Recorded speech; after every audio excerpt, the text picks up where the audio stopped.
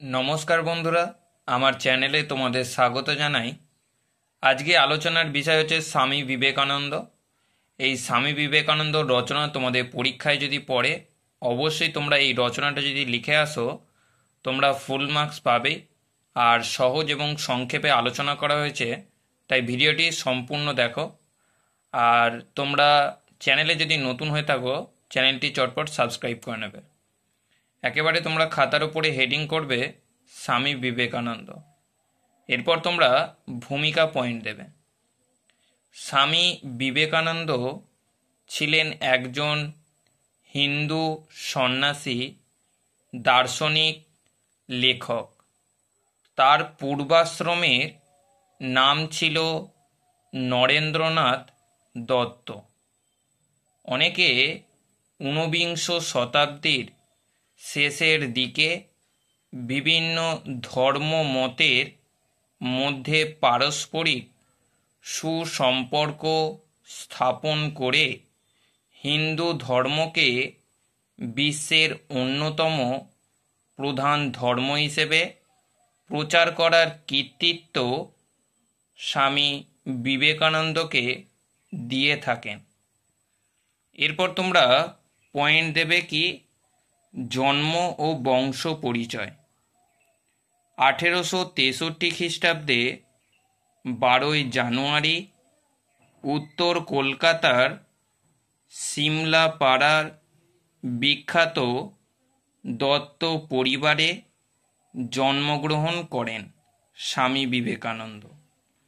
তার পিতার নাম বিশ্বনাথ দত্ত আর মাতা ভুবনেশ্বরী দেবী।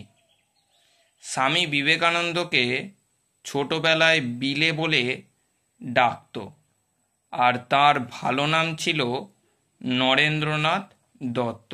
এরপর তোমরা চলে আসবে পরের পয়েন্টে। পরের পয়েন্টে কি বলছে যে শৈশব এবং ছাত্র জীবন। ছোটবেলায় নরেন্দ্রনাথ ছিল দুরন্ত, সাহসী। সমস্ত বিষয়ে তার জানার আগ্রহ রাখত।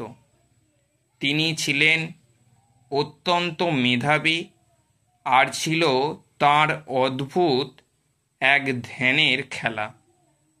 তিনি বিদ্যাসাগর প্রতিষ্ঠিত মেট্রোপলিটন স্কুলের ছাত্র ছিলেন। এরপর প্রথম বিভাগে প্রবেশিকা পরীক্ষা পাস করেন। ভর্তি হলেন প্রেসিডেন্সি কলেজে। পরে তা ছেড়ে দিয়ে এলেন জেনারেল অ্যাসেম্বলি কলেজে। এখান থেকে FA পাস করেন। দর্শন শাস্ত্র নিয়ে সেখানে ভর্তি হলেন।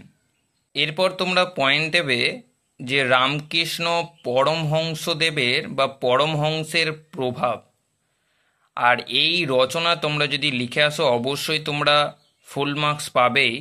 আর তোমরা ভিডিওটি যদি স্কিপ করে দেখো তাহলে তোমাদের বুঝতে অসুবিধা হবে, তাই সম্পূর্ণ ভিডিওটি দেখো।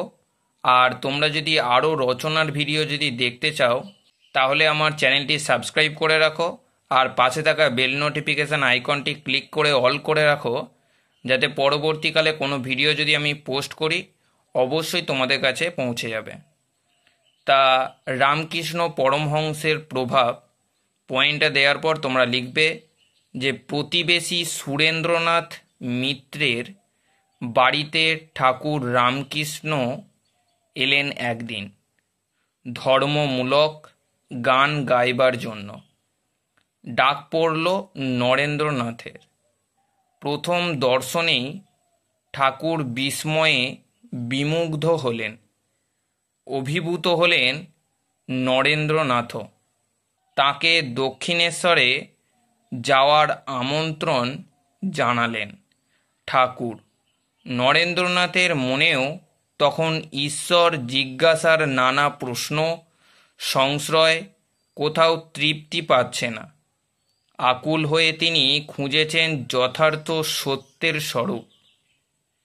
এরপর তোমরা পয়েন্ট দেবে যে সাহিত্য সাধনা। মহামানব স্বামী বিবেকানন্দের মধ্যে সমান্তরালভাবে বর্তমান ছিল সাহিত্য রচনার প্রতিভা। তিনি বহু গ্রন্থ রচনা করে গেছেন, যেগুলিতে তার সাহিত্য বোধের পরিচয় সুস্পষ্ট। তার উল্লেখযোগ্য গ্রন্থগুলি হল বর্তমান ভারত, প্রাচ্য ও পাশ্চাত্য, ভাববার কথা প্রভৃতি। এরপর তোমরা লাস্ট পয়েন্ট দেবে উপসংহার।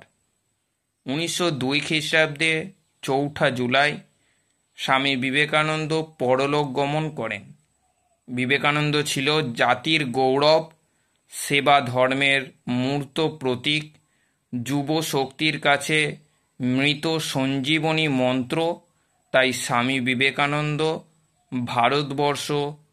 ভারতবর্ষেই বিবেকানন্দ।